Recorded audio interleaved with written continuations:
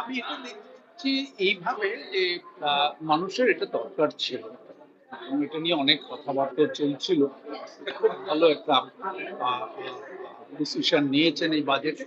সেটা মানুষের হাতে কিছু ক্যাশ টাকা আসবে। আসলে যেই কিছুদিন যাবত একটু আমরা দেখতে পাচ্ছিলাম মানুষ কেনাকাটা কম করছে, হয়তো কুলিয়ে উঠতে পারছে না, সেটাকে একটু রিলিফ করবে, একটা রিল্যাক্স দেবে। তো সেইটা মানুষের জন্য অনেক ভালো। এমএসএমই সেক্টরে একটা এমএসএমই সেক্টরটাকে এবার খুব ফোকাস দিয়েছে এবং অফকোর্স এগ্রিকালচারটাও দিয়েছে।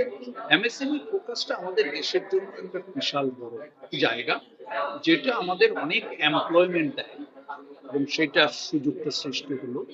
এবং অফকোর্স এটা ফান্ডিং এর ক্ষেত্রে অনেকটা সুযোগ দিয়েছে, ক্রেডিট গ্যারান্টি স্কিমটাকে একটু বাড়িয়ে দিয়েছে এবং আমাদের কেসিসি কিষাণ ক্রেডিট কার্ডটাকে অ্যামাউন্টটা বাড়িয়েছে। তো এই সবগুলোতে মনে হচ্ছে যে দৃষ্টিভঙ্গিটা হলো যে আনএমপ্লয়মেন্টটা কিভাবে কমানো যায়, এমএসএমই কে কিভাবে আরো স্ট্রেনথেন করা যায়, তাহলে দেশের ইকোনমিটা অনেকটাই উপকার। Thank you sir. Thank you.